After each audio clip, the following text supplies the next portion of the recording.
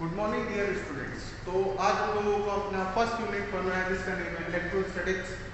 और इसके अंदर हमारा जो चैप्टर आता है electric charge and electric field, ये हमारा फर्स्ट चैप्टर आता है। अब सबसे पहले हम बात करते हैं जो ये वर्ड आया इलेक्ट्रोस्टैटिक्स, इसमें एक्चुअल में किसी भी चीज़ को हमें पढ़ने से पहले ये पता होना चाहिए कि हमें इसमें इस यूनिट में एक्चुअल में पढ़ना क्या है।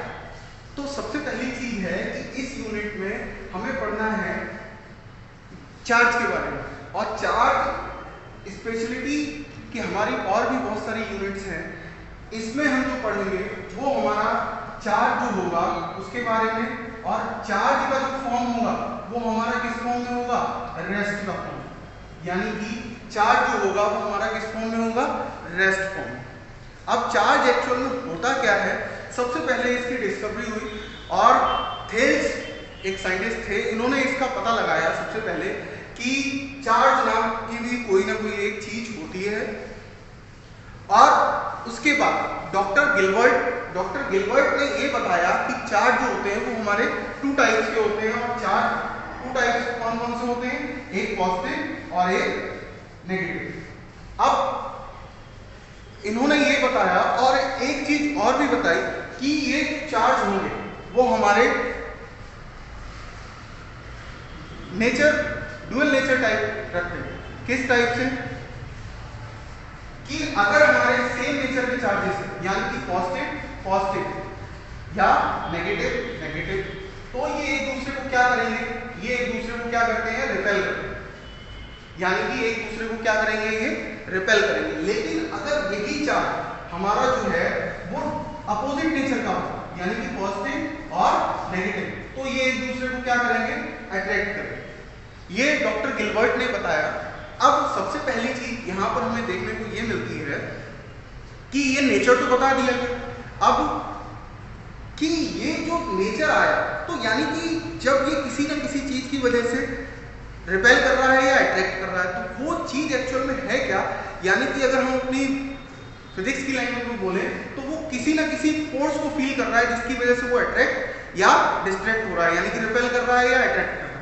अब वो उस फोर्स को जो बताया हमारे साइंटिस्ट थे वो कूलाम्ब, उन्होंने इसको डिस्कवर किया कि और अपना एक लॉ दिया जिसे हम कूलाम्स लॉ कहते हैं। और ये क्लास 12 का और स्पेशली इस यूनिट का और इस चैप्टर का मोस्ट इंपॉर्टेंट फॉर्मूला है। इसी के आसपास जो ये फर्स्ट यूनिट है वो मूव करेगा, यानी कि हमारा जो ये कूलाम्ब लॉ है वो बहुत इंपॉर्टेंट है इस यूनिट के पॉइंट ऑफ व्यू से। अब हम देखते हैं कूलाम्ब लॉ एक्चुअल में है क्या। Good morning dear students. तो आज हम लोगों को अपना फर्स्ट यूनिट पढ़ना है जिसका नेम है इलेक्ट्रोस्टैटिक्स। और इसके अंदर हमारा जो चैप्टर आता है electric charge and electric field, ये हमारा फर्स्ट चैप्टर आता है। अब सबसे पहले हम बात करते हैं जो ये वर्ड आया इलेक्ट्रोस्टैटिक्स, इसमें एक्चुअल में किसी भी चीज़ को हमें पढ़ने से पहले ये पता होना चाहिए कि हमें इसमें इस यूनिट में एक्चुअल में पढ़ना क्या है। तो सबसे पहली चीज है कि इस यूनिट में हमें पढ़ना है चार्ज के बारे में, और चार्ज स्पेशलिटी कि हमारी और भी बहुत सारी यूनिट्स हैं, इसमें हम जो पढ़ेंगे वो हमारा चार्ज जो होगा उसके बारे में, और चार्ज का जो फॉर्म होगा वो हमारा किस फॉर्म में होगा, रेस्ट का फॉर्म। यानी कि चार्ज जो होगा वो हमारा किस फॉर्म में होगा, रेस्ट फॉर्म। अब चार्ज एक्चुअल में होता क्या है, सबसे पहले इसकी डिस्कवरी हुई और थेल्स एक साइंटिस्ट थे, इन्होंने इसका पता लगाया सबसे पहले कि चार्ज नाम की भी कोई ना कोई एक चीज होती है। और उसके बाद डॉक्टर गिलबर्ट ने ये बताया कि चार्ज जो होते हैं वो हमारे टू टाइप्स के होते हैं, और चार्ज टू टाइप्स कौन कौन से होते हैं, एक पॉजिटिव और एक नेगेटिव। अब इन्होंने ये बताया और एक चीज और भी बताई कि ये चार्ज होंगे वो हमारे डुअल नेचर टाइप रखते हैं। किस टाइप से, कि अगर हमारे सेम नेचर के चार्जेस हैं, यानी कि पॉजिटिव या नेगेटिव, तो ये एक दूसरे को क्या करेंगे, ये एक दूसरे को क्या करते हैं, रिपेल करते हैं। यानी कि एक दूसरे को क्या करेंगे, ये रिपेल करेंगे। लेकिन अगर यही चार्ज हमारा जो है वो अपोजिट नेचर का हो, यानी कि पॉजिटिव और नेगेटिव, तो ये एक दूसरे को क्या करेंगे, अट्रैक्ट करेंगे। ये डॉक्टर गिलबर्ट ने बताया। अब सबसे पहली चीज यहां पर हमें देखने को ये मिलती है कि ये नेचर तो बता दिया गया, अब कि ये जो नेचर आया, तो यानी कि जब ये किसी न किसी चीज की वजह से रिपेल कर रहा है या अट्रैक्ट कर रहा है, तो वो चीज एक्चुअल में है क्या, यानी कि अगर हम अपनी फिजिक्स की लैंग्वेज में बोले तो वो किसी न किसी फोर्स को फील कर रहा है जिसकी वजह से वो अट्रैक्ट या डिस्ट्रैक्ट हो रहा है, यानी कि रिपेल कर रहा है या अट्रैक्ट कर रहा है। अब वो उस फोर्स को जो बताया हमारे साइंटिस्ट थे वो कूलाम्ब, उन्होंने इसको डिस्कवर किया कि और अपना एक लॉ दिया जिसे हम कूलाम्स लॉ कहते हैं। और ये क्लास 12 का और स्पेशली इस यूनिट का और इस चैप्टर का मोस्ट इंपॉर्टेंट फॉर्मूला है। इसी के आसपास जो ये फर्स्ट यूनिट है वो मूव करेगा, यानी कि हमारा जो ये कूलाम्ब लॉ है वो बहुत इंपॉर्टेंट है इस यूनिट के पॉइंट ऑफ व्यू से। अब हम देखते हैं कूलाम्ब लॉ एक्चुअल में है क्या। तो स्टूडेंट हम देखते हैं अपना इस यूनिट का इंपॉर्टेंट टॉपिक जो है हमारा कूलाम्ब लॉ। कूलाम्ब लॉ,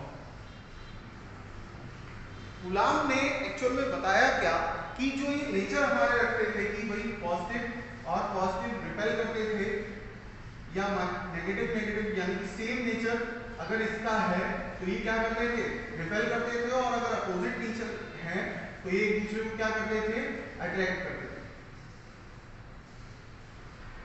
ऐसा था। अब ये किसकी वजह से करते थे, इसको लिए उन्होंने एक्सपेरिमेंट के थ्रू पता लगाया कि इनके बिटवीन कोई ना कोई एक फोर्स वर्क करता है। तो इन्होंने किस तरीके से इसको एक्सप्लेन किया वो देखते हैं। कि सबसे पहली चीज कि इन्होंने टू रेस्ट चार्ज, क्योंकि हमने बात की है कि इस यूनिट में जो भी चीजें होंगी हमारी, यानी कि जो भी चार्ज की बात होगी वो यहाँ पर रेस्ट फॉर्म में होगा, यानी कि चार्ज यहाँ पर मोशन नहीं कर रहा होगा। तो हमने कंसीडर किया कि टू चार्जेस हैं Q1 Q2, और इसके बिटवीन का जो लेंथ कंसीडर किया उन्होंने R। और कूलाम्ब ने अपने एक्सपेरिमेंट के थ्रू ये बताया कि इन चार्ज के बिटवीन कोई ना कोई फोर्स अप्लाई हो रहा है। तो ये जो फोर्स है वो क्या होता है, जो चार्जेस है इसके मल्टीपल के प्रोपोर्शन होता है, और जो इसकी डिस्टेंस है यानी कि ये इसके इनवर्सली प्रोपोर्शनल, और जो डिस्टेंस है उसके स्क्वायर के इनवर्सली प्रोपोर्शनल होता है। अब जैसा कि हम लोगों को पता है कि प्रोपोर्शन है, बोथ साइड में फोर्सेस हैं, हम इसको क्या करेंगे, कंबाइन करते हैं। तो यहां देखते हैं Q1 Q2 अपॉन R²। अब हमने पढ़ा है कि जैसे ही हम इस प्रोपोर्शन का साइन रिप्लेस करेंगे हमारा क्या आएगा, F इक्वल टू यहाँ पर कोई कांस्टेंट आ जाएगा K, Q1 Q2 upon R²। अब हमारा जो कूलाम्ब का जो फॉर्मूला है वो हमारा ये, और जहां पर हमारा क्या K जो है वो क्या है, कांस्टेंट।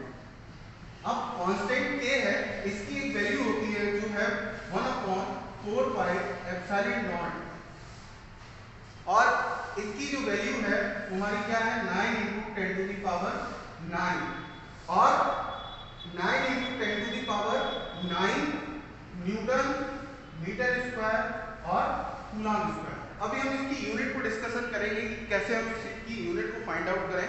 अभी हम सिर्फ और सिर्फ इसकी वैल्यू को डिफाइन करते हैं कि किस फॉर्म में यह है। अब अगर हम इस वैल्यू को यहाँ पुट करते हैं तो हमारा जो फॉर्मूला ड्राइव होता है वो क्या होगा, 1/4 pi epsilon naught Q1 Q2 upon R²। यानी कि अगर हम बात करें तो हमारा जो फाइनल जो कूलाम्ब का जो फॉर्मूला आया वो क्या आया, 1/4 pi epsilon naught Q1 Q2 upon R²। अब इसके बाद की बात है कि अब हम देखते हैं कि एक्चुअल में यहाँ पर जो कांस्टेंट है, ये एक वर्ड न्यू सा दिख रहा होगा, इसको हम लोग कहते हैं एप्सिलॉन नॉट। ये एप्सिलॉन नॉट होता है, और इसकी भी वैल्यू अभी हम देखेंगे कैसे डिफाइन करेंगे, किस टाइप से इसकी वैल्यू आएगी, किस टाइप से इसकी यूनिट आएगी। अभी हम इसकी डायमेंशन फॉर्मूला को देखते हैं। तो अभी सबसे पहले हम इसकी यूनिट को डिफाइन करते हैं कि किस टाइप से इसकी वैल्यू और किस टाइप से इसका यूनिट डिफाइन होता है। तो स्टूडेंट जो अभी हमने फॉर्मूला ड्राइव किया F equal to 1/4 pi epsilon naught Q1 Q2 upon R square. यहाँ से देखते हैं कि इस एप्सिलॉन नॉट की वैल्यू क्या होती है। हम एप्सिलॉन नॉट की वैल्यू फाइंड आउट करने के लिए हम इसको क्या करते हैं, लेफ्ट साइड में लाते हैं और इसको राइट साइड में शिफ्ट करते हैं। 1/4 पाई एप्सिलॉन तो हम इस साइड पे ले आएंगे, इसकी प्लेस पे F और Q1 Q2 upon R square. अब हम इसको देखते हैं कि अगर इसकी यूनिट को डिफाइन करते हैं तो क्या आ जाएगा इसका यूनिट। हमें पता है कि जो चार्ज है इसका जो यूनिट होता है हमारा क्या होता है, कूलम। तो यानी कि चार्ज का यूनिट क्या हो जाएगा, कूलम। और ये वाला जो पोर्शन है हमारा क्या है, कांस्टेंट, तो इसका कोई यूनिट नहीं होगा। फोर्स का जो यूनिट होता है हमारा होता है न्यूटन, और जो डिस्टेंस का है वो क्या है, मीटर स्क्वायर। यानी कि इसकी जो यूनिट आ जाती है coulomb per Newton metre square. ये तो हमारी बात हो गई इसकी यूनिट की। अब अगर हम इसकी वैल्यू को डिफाइन करना चाहें कि किस टाइप से इसकी वैल्यू आती है तो वो देखते हैं।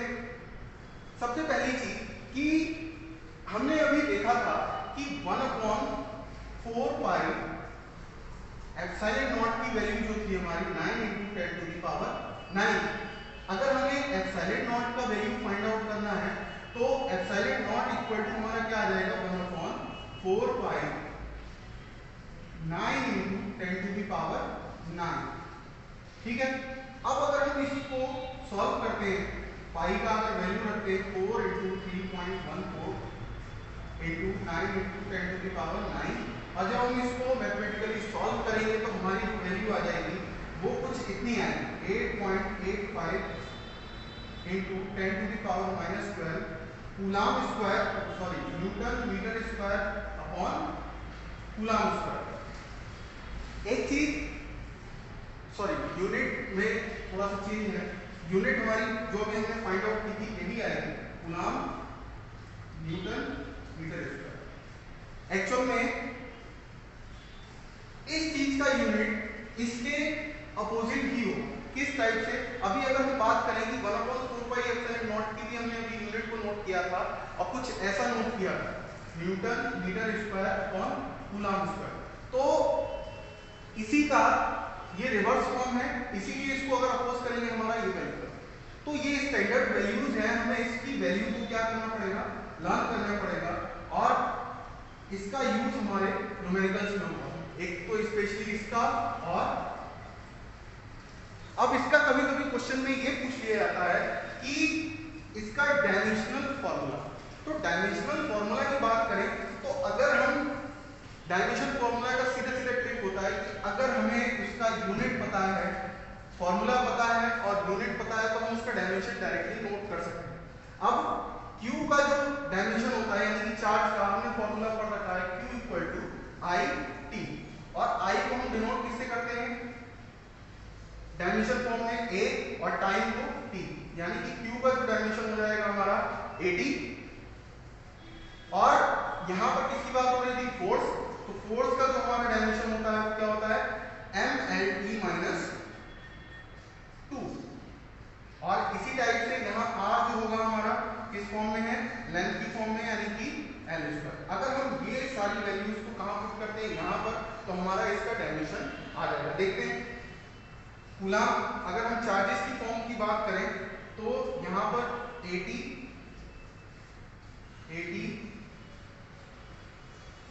और फोर्स का जो हमारा यूनिट हो जाएगा N, तो वो क्या हो जाएगा, mLT - 2, और हमारा जो लेंथ का है वो क्या हो जाएगा, L²। अब अगर हम इसको सॉल्व करते हैं तो देखते हैं क्या आता है, m प्लस में है ऊपर जाके माइनस, L 1L और 2L 2 और 1 3, यानी कि प्लस में है ऊपर जाके माइनस, 2 माइनस का है यहाँ पर T 1 और 1 2, और ये ऊपर जाके किसका हो जाएगा, प्लस का, यानी कि T 4। इसके आफ्टर देखते हैं हमारा क्या बचा, A, यानी कि क्या हो जाएगा, A²। यानी कि अगर हम बात करें तो हमारा जो एप्सिलॉन नॉट का जो डायमेंशन होगा वो हमारा ये जनरली ऑब्जेक्टिव फॉर्म में क्वेश्चन पूछ लिया जाता है। ये फॉर्मूला जो है हमारा कूलम्स लॉ मोस्ट इंपॉर्टेंट है। इसमें क्या क्या चीजें आई, सबसे पहले कि चार्ज एक्चुअल में बेसिक होता क्या है, उसमें क्या प्रॉपर्टी होती किसकी वजह से वो अट्रैक्ट करते हैं या रिपेल करते हैं, किसकी वजह से, फोर्स की वजह से। और कौन सा फोर्स है वो कूलम्ब फोर्स। हमने डिफाइन किया कि किस टाइप से वो फोर्स अप्लाई होगा और किस टाइप से फॉर्मूला है ड्राइव हुआ और किस टाइप से हमारी जो वैल्यूज है वो फाइंड आउट होती है। हम अपने नेक्स्ट टॉपिक की तरफ बढ़ते हैं। तो स्टूडेंट हम अपने बुक का एक नेक्स्ट टॉपिक और देखते हैं।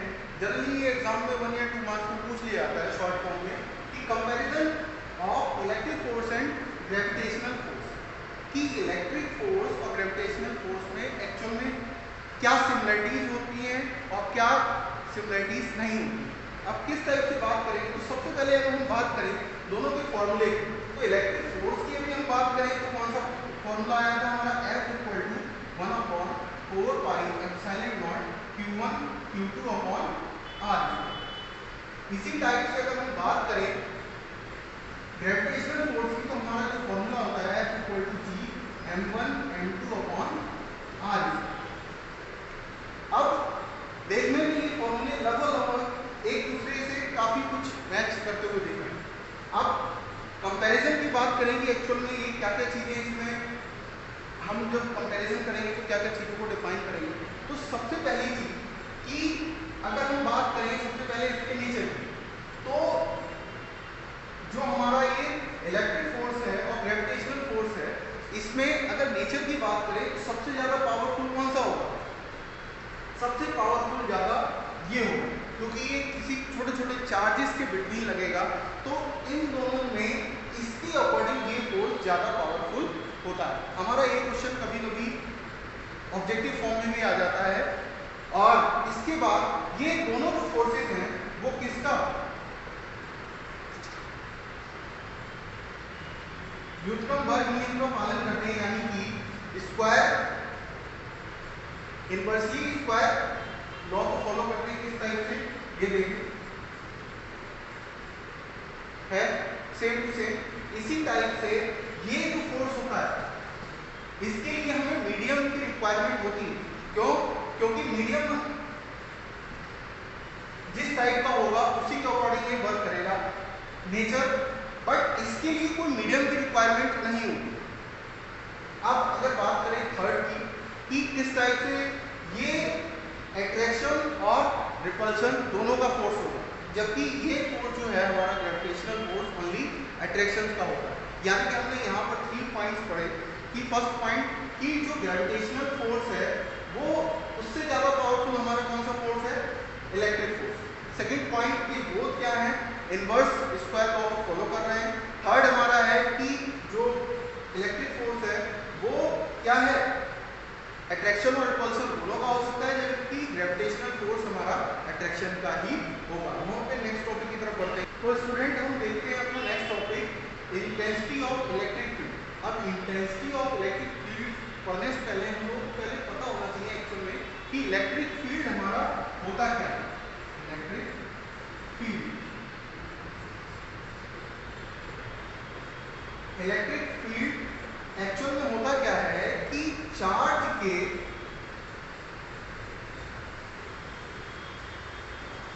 आसपास यानी कि सराउंडेड उसके जो भी अट्रैक्शन और रिपल्शन का जो फोर्स फील करे वही हमारा जो क्या होगा, इलेक्ट्रिक फील्ड। यानी कि अगर कोई चार्ज यहाँ पर रखा हुआ है उसकी वजह से कोई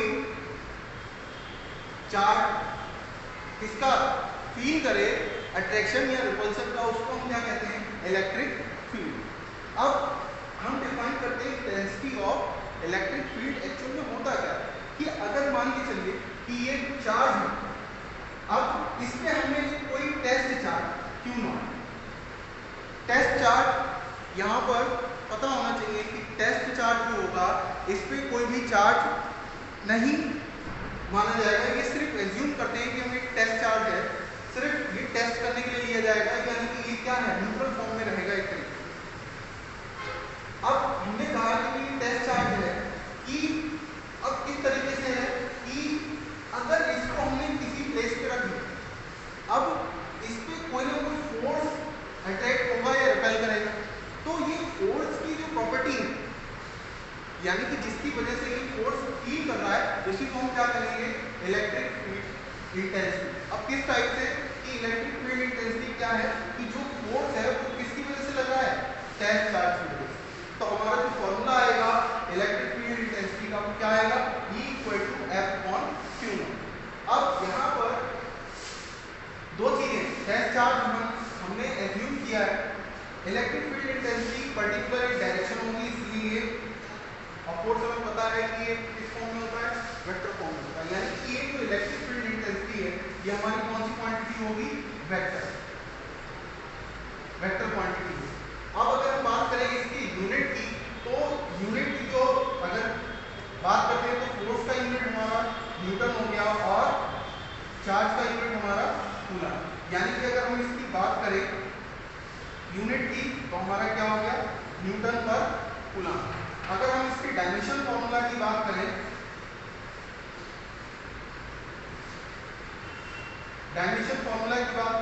तो फोर्स का जो हमारा डायमेंशन होगा वो क्या होता है, mL/t-2, और अभी हमने चार्ज का यूज किया था क्या, a/t।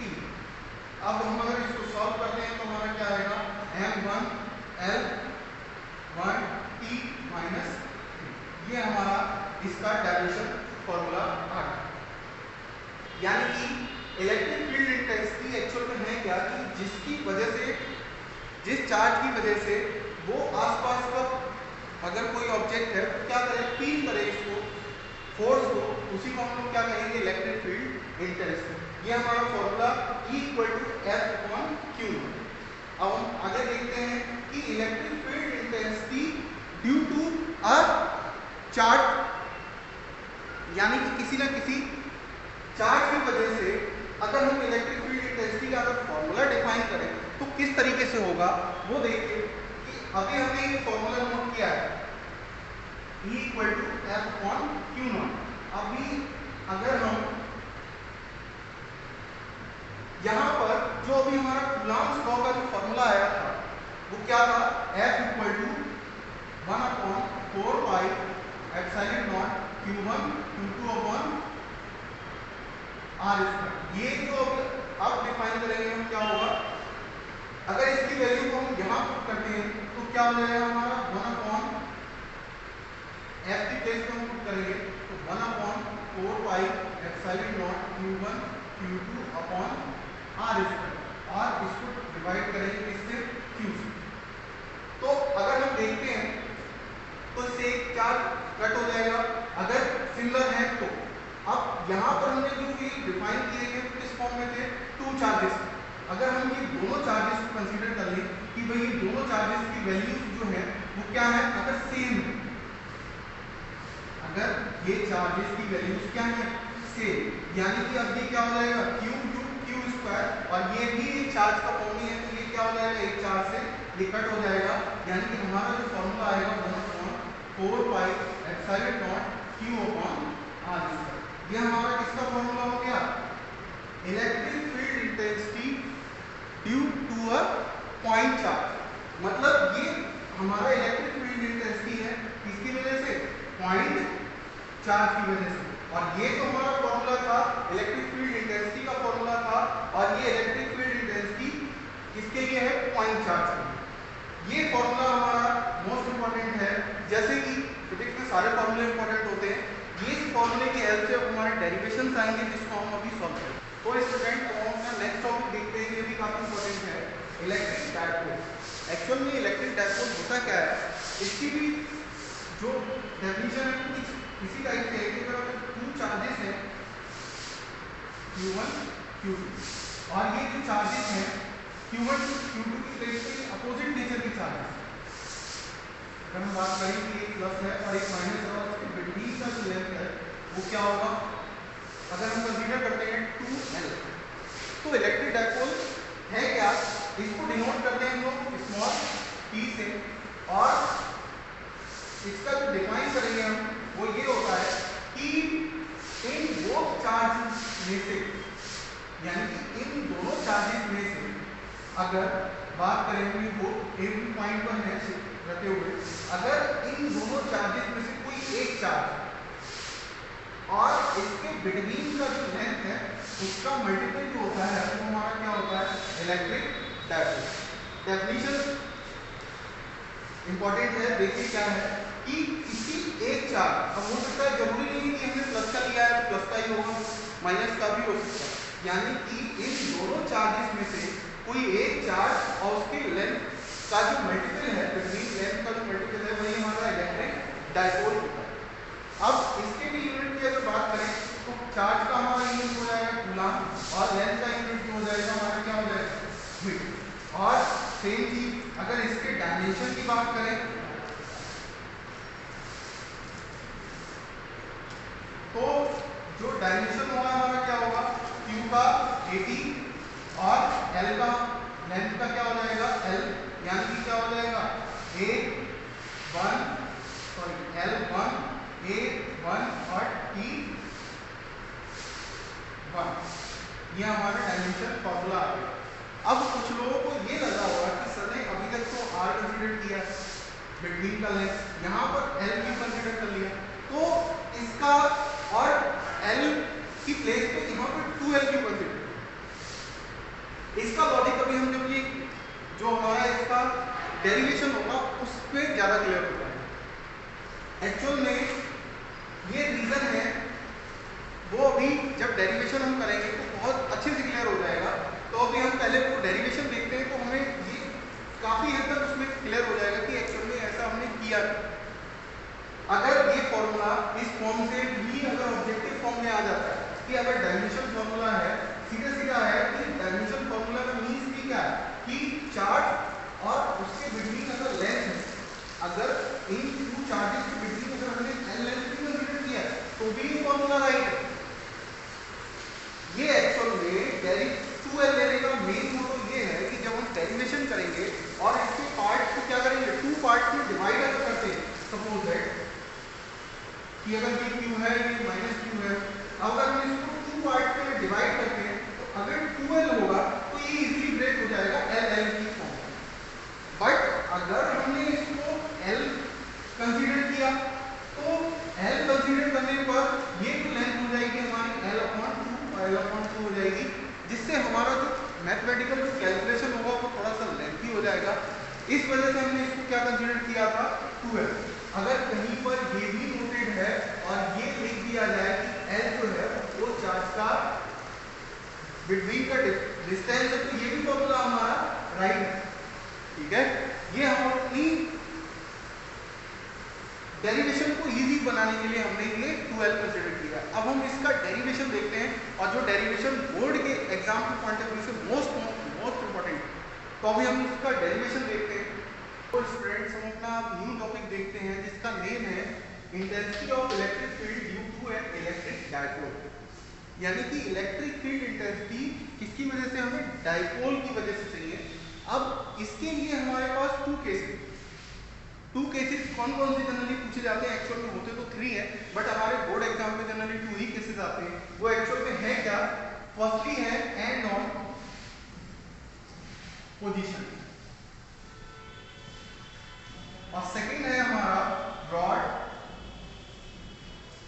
Side on position. Broad side on position actual में है क्या, ये थोड़ा सा लिखा हुआ समझ में भी नहीं आ रहा होगा, अभी हम इसके डेरिवेशन को करेंगे तो समझ में आ जाएगा। एक्चुअल में इसका एक और नेम भी है, अगर हम इसको बात करें तो ये एक्सियल फॉर्म होगी,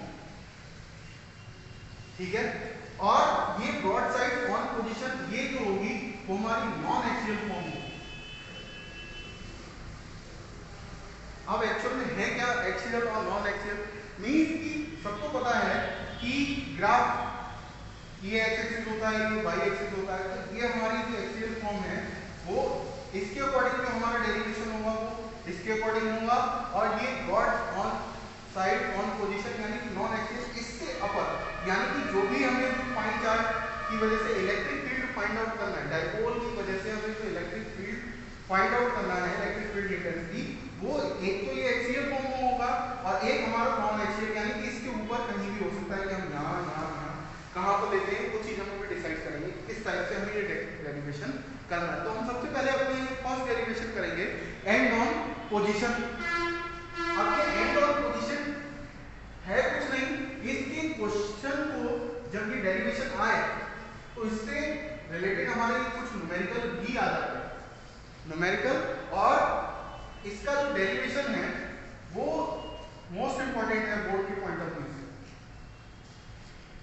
और बहुत इजी है बिल्कुल, कि अगर इसको एक बार सही से समझ लिया गया तो ये दोबारा अगर हम करने बैठेंगे तो शायद ही उससे कम टाइम में करें। एक दो बार प्रैक्टिस की जरूरत है, ये ऑटोमेटिक हो जाएगा। अब हम बात करते हैं कि पॉइंट करना है हमें एंड ऑन पोजीशन कि किस टाइप से करेंगे। तो बात हो रही थी इलेक्ट्रिक डाइपोल की, यानी कि सबसे पहले तो हमें एक डाइपोल कंसीडर करना पड़ेगा। हमने कंसीडर किया कि -q और +q एक डाइपोल है और इसका जो लेंथ है वो कितना है 2l।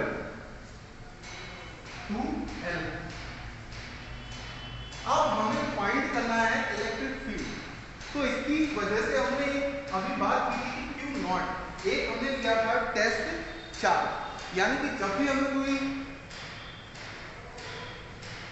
फॉर्मूला ड्राइव करना होगा या किसी एक्सपेरिमेंट के अंदर कभी हमें रिक्वायरमेंट होगी किसी चार्ज की, तो हम उसको क्या लेंगे टेस्ट चार्ज, और टेस्ट चार्ज लेते हैं क्या होता है हमारा Q नॉट। हमने कंसीडर कर लिया कि ये किसी C पॉइंट पर रखा हुआ। अब ये जो टेस्ट चार्ज है इन दोनों चार्जेस की वजह से कुछ ना कुछ फोर्स फील करेगा, यानी कि इसी एक्सिस पे हमने एक चार्ज को रखा है, क्योंकि ये एंड ऑन पोजीशन किसी भी एक एंड पे हो सकता है, ये चार्ज इस साइड में हो इस साइड में हो कहीं भी हो सकता है, लेकिन होना इसी एक्सिस पे ही चाहिए एंड पॉइंट, इसीलिए इसका नेम एंड ऑन पोजीशन है। अब अगर हम बात करें कि इसको हमने रखा था तो हम कंसीडर करते हैं कि भाई ये वो सेंटर कंसीडर किया, यहां से हमने इसको r डिस्टेंस पर रखा। अब सबसे पहली चीज है, इसीलिए जो हमने डाइपोल का फॉर्मूला कंसीडर किया था वो किस फॉर्म में लिया था L की फॉर्म में, r की फॉर्म में भी हम कंसीडर कर सकते थे, बट डिस्टेंस जो भी हम नोट कर रहे थे वो r की फॉर्म में है, तो इसलिए हमने इसको L की फॉर्म में एक अलग फॉर्मूला फॉर्म कर लिया। अब हमने क्या किया कि O पॉइंट से इस पे r डिस्टेंस पर हमने एक पॉइंट C कंसीडर किया जहां पर हमने टेस्ट चार्ज को प्लेस किया। अब देखते हैं कि इसमें क्या चीजें, अगर हम बात करें कि भाई ये फर्स्ट है और ये सेकंड है, तो इसकी वजह से ये जो चार्ज होगा वो किधर आने की कोशिश करेगा इस साइड, यानी कि लेफ्ट साइड, और इसकी वजह से ये क्या करेगा इसको रिपल्शन फील होगा, यानी कि इसकी वजह से क्या होगा ये हमारा राइट साइड में, यानी कि अगर हम बात करें तो अभी हमने सबसे पहले कंसीडर किया क्या इलेक्ट्रिक डाइपोल, और डाइपोल से हमने क्या लिया कि डाइपोल से एक उसके सेंटर से हमने r डिस्टेंस पर एक टेस्ट चार्ज लिया Q नॉट।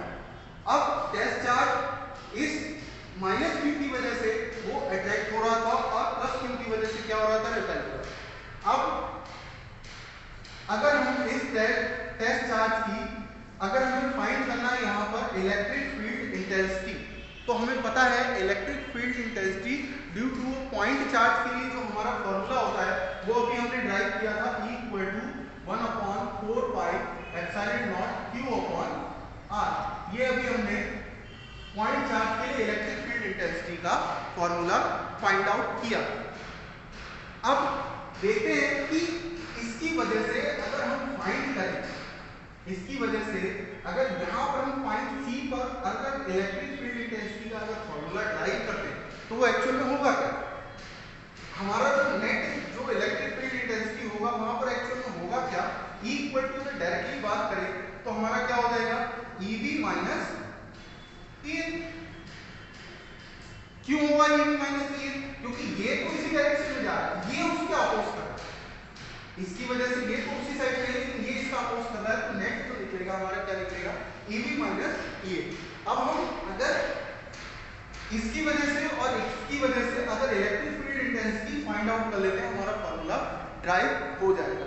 अब सबसे पहली चीज आती है इलेक्ट्रिक फील्ड इंटेंसिटी के लिए हमारे पास दोनों में से एक चार्ज जो भी होगा वो कंसीडर करेंगे, दूसरी चीज इसके बिटवीन का लेंथ यानी कि डिस्टेंस, अगर हम डिस्टेंस की बात करें तो इसकी ये तो डिस्टेंस गिवन है तो सेंटर से गिवन, हमें वो चार्ज की वजह से इसके ऊपर क्या चाहिए डिस्टेंस। तो अगर हम बात करें यहां से इस पॉइंट तक का जो लेंथ होगा वो कितना हो जाएगा, यानी डिस्टेंस जो होगा वो क्या होगा। तो देखिए जो हमारे 2L लेने का जो रीजन था वो अब आपको बहुत अच्छे से समझ में आएगा।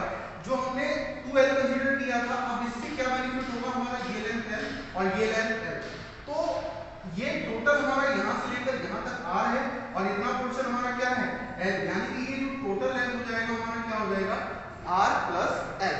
सेम चीज अगर हम बात करें यहाँ से, इस चार्ज की वजह से अगर फाइंड आउट करें यहाँ से यहाँ तक का लेंथ, तो देखते हैं क्या होगा, ये टोटल R है, इसमें से कितना कम है L, यानी कि ये जो हमारा होगा R माइनस L होगा।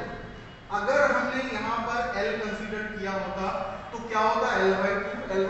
अब ये कैलकुलेशन अगर हम करेंगे तो प्रॉब्लम है, इस रीजन की वजह से हमने क्या किया था 2L कंसीडर किया। अब हम अगर इनकी वैल्यूज को फाइंड आउट करें तो हमें पता है कि अगर EV की वैल्यू अगर हम फाइंड आउट करते हैं तो EV का जो वैल्यू होगा हमारा किसकी वजह से होगा, V की वजह से, तो क्या हो जाएगा हमारा 1/4 pi epsilon naught Q upon B का वैल्यू हमारा क्या होगा, यहां से यहां तक का जो लेंथ है हमारा वो क्या होगा B से यहां तक का, यानी कि R माइनस L का होल स्क्वायर। और सेम चीज EA की वजह से अगर देखते हैं तो हमारा क्या होगा 1/4 pi epsilon naught Q upon, यहां से अगर इसकी डिस्टेंस की बात करें तो क्या हो जाएगा R प्लस L का होल स्क्वायर। अब देखते हैं कि क्या क्या इसको सॉल्व करके क्या क्या चीजें कॉमन आती है। 1/4 पाई एप्सिलॉन नॉट और Q कॉमन आ गया हमारा, यहाँ देखते हैं क्या क्या बचा, R minus L whole square minus 1/R plus L whole square. अब अगर हम इसको सॉल्व करते हैं तो देखते हैं हमारा क्या क्या फाइंड आउट होता है। यहाँ से अगर हम एलसीएम लेते हैं तो R माइनस L का होल स्क्वायर और R प्लस L का होल स्क्वायर, अगर हम इसका एलसीएम लेते हैं तो हमारा यहाँ से क्या मिलेगा R प्लस L का whole square minus R minus L का होल स्क्वायर। अब हम इसको सॉल्व करते हैं तो हमारी क्या चीजें आएंगी, Q upon 4 pi epsilon not, यहाँ से इसका होल स्क्वायर ओपन करते हैं तो देखते हैं क्या आता है R square plus L square minus plus 2RL। Same चीज यहाँ पर अगर हम ओपन करते हैं तो R square plus L square minus 2RL। और अगर हम नीचे की बात करें तो हमारा क्या है, ये अगर हम फॉर्म देखें तो R plus L R minus L, ये कुछ जाना पहचाना से लग रहा होगा A प्लस B और A माइनस B, यानी कि अगर हम इसको लिखना चाहें तो क्या लिख सकते हैं R square minus L square का whole square.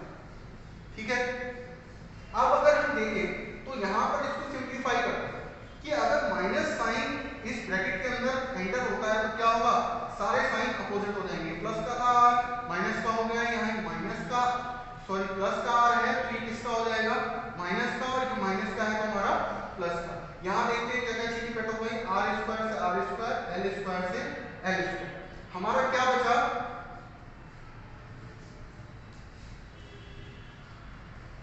E equal to Q upon 4 pi epsilon not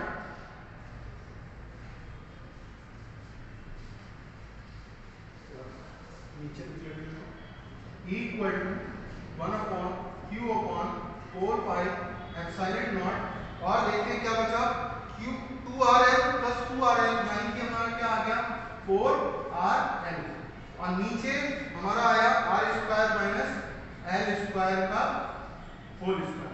हमें पता है हमने जो कंसीडर किया है वो R क्या है इसके कंपैरिजन में बहुत बड़ा, यानी कि R जो है वो L के कंपैरिजन में बड़ा है, तो R स्क्वायर जो होगा वो इसके कंपैरिजन में बहुत ज्यादा बड़ा होगा। तो हम क्या करेंगे, L स्क्वायर को क्या कर देंगे नेगलेक्ट कर देंगे, तो हमारा जो वैल्यू आएगा Q upon 4 pi epsilon not 4RL upon R square का स्क्वायर, यानी कि अगर हम इसको थोड़ा और मॉडिफाई करके लिखें तो R की पावर कितनी आ जाएगी हमारी टोटल 2 और 2 4, और हमें पता है कि ये R4 और ये R से कट होगा तो कितना बचेगा R3, तो जो हमारा फॉर्मूला ड्राइव होके आता है वो क्या आएगा 1/4 पाई एप्सिलॉन नॉट। और एक चीज यहाँ पर हम अभी इसको लिख लेते हैं इस टाइप से, इस Q और इस 4L को अगर हम इस टाइप से नोट कर लें तो कोई प्रॉब्लम?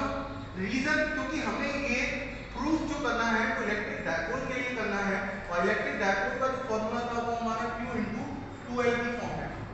तो हमने इसको क्या किया, 2L की फॉर्म में कंसीडर कर लिया, हमारे पास 2 एक्स्ट्रा बचा। और हम क्या करते हैं, इसका जो फाइनल जो फॉर्मूला आ जाएगा, मैं यहाँ नोट कर दे रहा हूँ, क्या आएगा, E = 1/4πε0।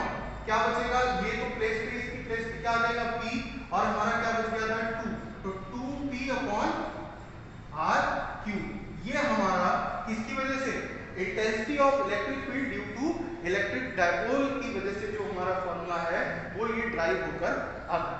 तो स्टूडेंट्स अब हम इसका सेकंड फॉर्म देखते हैं, जो क्या है, ब्रॉड साइड ऑन पोजीशन, कि किस टाइप से वो हमारा फॉर्मूला ड्राइव होगा और किस टाइप से हम इसको सॉल्व करते हैं। तो स्टूडेंट हमारा सेकंड जो फॉर्म है वो है broad side on position. Student किसी भी डेरिवेशन को करने के लिए उसका जो फॉर्मूला है वो हमें बहुत अच्छे से एक तो आ जाएगा जब हम इसको ड्राइव करेंगे, और दूसरी चीज हमारे पास उसको ड्राइव करने के लिए जो हमारा डायग्राम होगा उसका बहुत इंपॉर्टेंट होगा। अगर हमने उसके डायग्राम को डिफाइन कर लिया अच्छे से, अगर डायग्राम हमारे समझ में आ गया, जैसा कि अभी एक्सियल पोजीशन में था, अगर हमें डायग्राम क्लियर हो गया तो हम इस डेरिवेशन को आराम से कर सकते। अगर हमें डायग्राम क्लियर नहीं है तो हम कुछ भी नहीं कर सकते। इसी टाइप से इसका थोड़ा सा जो एंड ऑन पोजीशन था, इससे थोड़ा सा कहें तो थोड़ा सा टफ मान सकते हैं, लेकिन है नहीं एक्चुअल में, अगर हमें इसका डायग्राम समझ में आ गया। हमें फिर से वही चीज किसकी वजह से, इलेक्ट्रिक डायपोल की वजह से कहां पर, broad side on position find out करना है। यानी कि अभी हमने बात की थी इसकी नॉन एक्सियल फॉर्म, यानी कि डायपोल की बात हो रही है, तो फिर से हम यहां कंसीडर करेंगे क्या, -Q और +Q। ये 2 पॉइंट्स होगा तुम्हारे, ये हमारे 2 पॉइंट्स हो गए A और B। इसका डिस्टेंस क्या है हमारा 2L। अब हमने फाइंड किया था एंड ऑन पे, अब हम क्या करेंगे, नॉन एक्सियल यानी कि x से ऊपर, यानी कि अगर हम इसको इसके सेंटर से, जैसे अभी हमने कंसीडर किया था क्या, कि सेंटर से अगर r डिस्टेंस पे हमने क्या फाइंड आउट किया था, एक टेस्ट चार्ज हमने प्लेस किया था, और टेस्ट चार्ज प्लेस करने पर हमने क्या चीज देखी थी, इसको थोड़ा नीचे कर लेते हैं, इसको हमने टेस्ट चार्ज को प्लेस किया, और ये कितनी डिस्टेंस थी हमारी r। अब हम सबसे पहले जैसे हमने फाइंड किया था कि -Q और +Q की वजह से इलेक्ट्रिक फील्ड इंटेंसिटी एक्चुअल में है क्या, वहां देखें। तो इसकी वजह से अगर हम बात करें कि ये B की वजह से,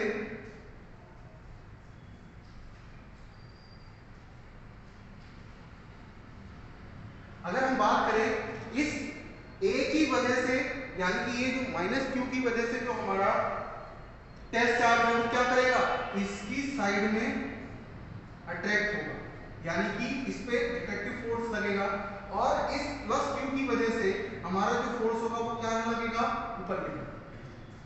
और हमने अपनी लास्ट क्लास में पढ़ा है क्या, कि अगर 2 वेक्टर्स हो, क्योंकि हमें इसमें क्या चाहिए, इसका यहाँ पर रिजल्टेंट की नेट जो इलेक्ट्रिक डायपोल फाइंड करना है हमें इलेक्ट्रिक फील्ड इंटेंसिटी की वजह से, वो एक्चुअल में नेट क्या हो, तो नेट जब 2 वेक्टर की कंडीशन होगी तो हमारा क्या होगा, यहाँ पर r आता था।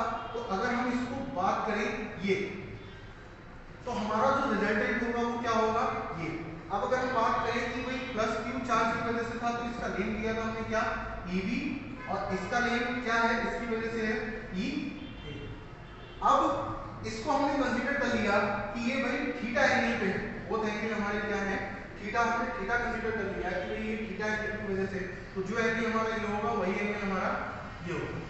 अब अगर हम इसको ब्रेक करते हैं बोथ सेंटर्स कि यहां पर अगर हमने इसको ब्रेक किया तो देखते हैं क्या होगा कि इस ट्रायंगल को अगर हम कंसीडर करते हैं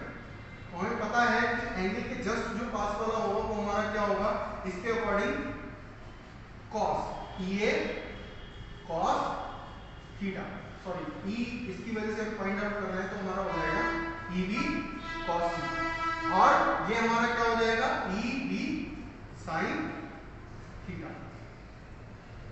सेम चीज अगर हम ई ए की वजह से अगर फाइंड आउट करते हैं तो ये जब एंगल थीटा है तो ये भी एंगल हमारा क्या होगा थीटा। तो सेम चीज हमारा ये भी क्या हो जाएगा ई ए कॉस थीटा, और नीचे की तरफ हमारा क्या हो जाएगा ई ए साइन थीटा। मेन लॉजिक हमारा इसी पॉइंट पर है। क्या किया हमने, एक इलेक्ट्रिक डायपोल लिया, r डिस्टेंस पर हमने कंसीडर किया एक पॉइंट टेस्ट चार्ज। अब हमने इसकी और इसकी वजह से हमने फाइंड किया कि फोर्स इलेक्ट्रिक फील्ड किस साइड में लग रहा है।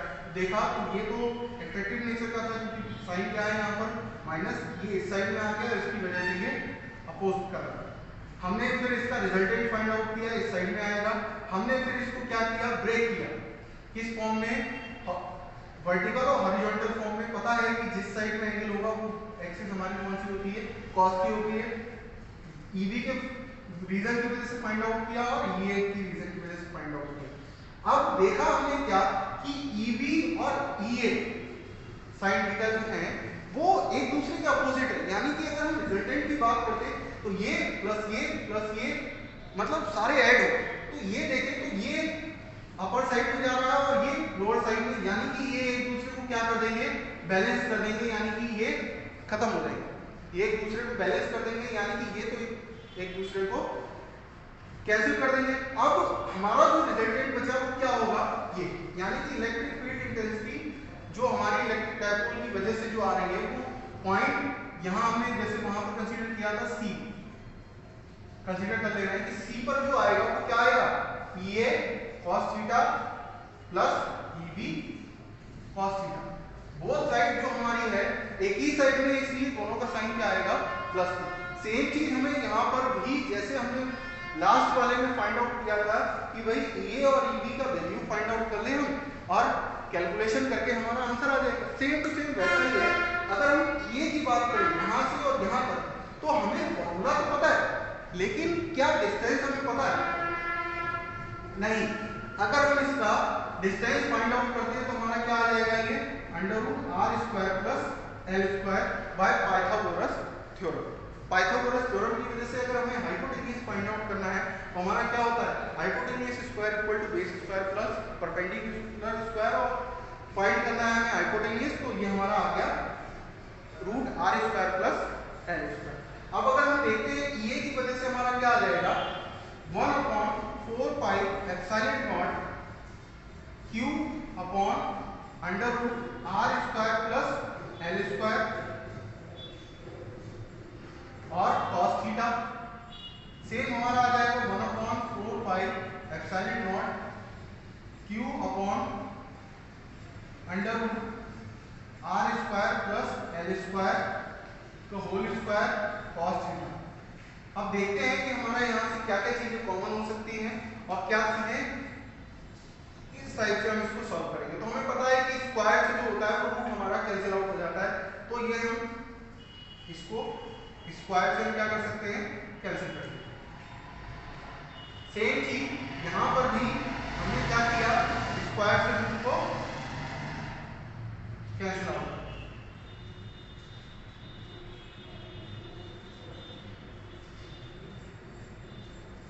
यहाँ हमने देखा कि बोथ साइड में जो जो चीजें कॉमन थी हमने उसको कॉमन कर लिया। क्या क्या चीजें थी, 1/q/4 पाई एप्सिलॉन नॉट। अब क्या क्या बचा हमारा वो देखते हैं हम सबसे पहले। और भी चीजें कॉमन है, r² + l², r² + l², तो हम इसको इस टाइप से नोट कर लेते हैं, r² + l²। और यहाँ हमारा बचा क्या, cos theta plus cos theta. अगर हम इसको ऐड कर दें तो हमारा क्या हो जाएगा, cos थीटा कितने cos थीटा, 2 cos थीटा। अब सीधी चीज है कि अगर किसी भी तरीके से हमारा cos का वैल्यू आ जाए, क्योंकि ये तो हमने कंसीडर नहीं किया, ये तो हमने अपनी तरफ से एज्यूम किया है कि किस टाइप से, अगर किसी तरीके से हमारा कॉस्ट का वैल्यू आ जाए, हमारा ये डेरिवेशन कंप्लीट। तो हमने ट्रिग्नोमेट्री में पढ़ा है क्या कि cos थीटा इक्वल टू हमारा जो होता है वो क्या होता है, बेस अपॉन हाइपोटेन्यूज होता है। तो अगर हम यहाँ बात करें तो बेस हमारा क्या होगा, ये तो L है, बोथ हाफ हाफ,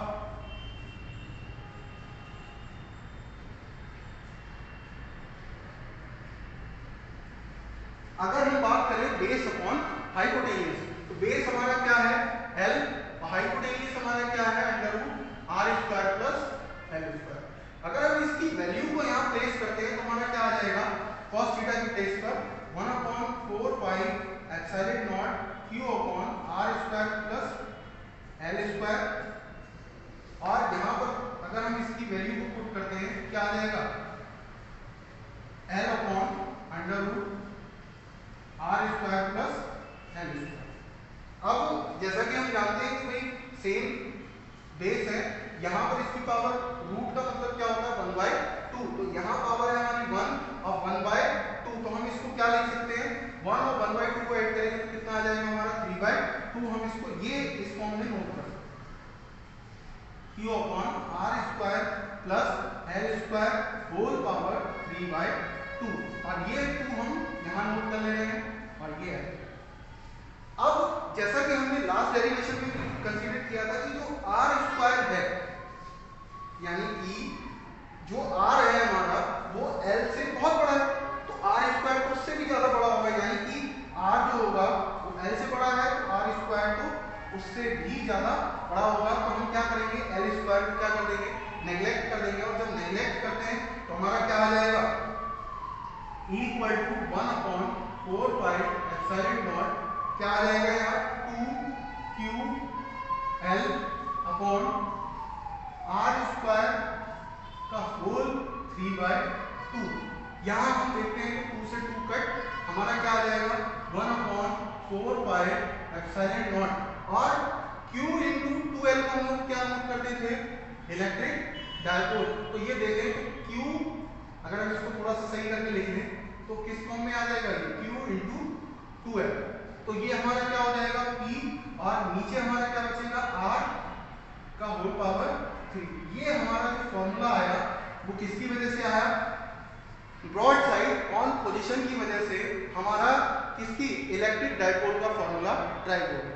ये जो फॉर्मूले हैं हमारे बोर्ड एग्जाम में बहुत पूछे जाते हैं और ये काफी इंपॉर्टेंट टॉपिक है, इसलिए सब लोग इसकी प्रैक्टिस मिनिमम 2 टाइम्स से 3 टाइम्स करके जरूर देख लें, क्योंकि ये आगे के लिए भी इंपॉर्टेंट है। इससे रिलेटेड हमारे न्यूमेरिकल्स भी आएंगे जिसकी वजह से हमें इसको electric field intensity find out करना। Okay, thank you class.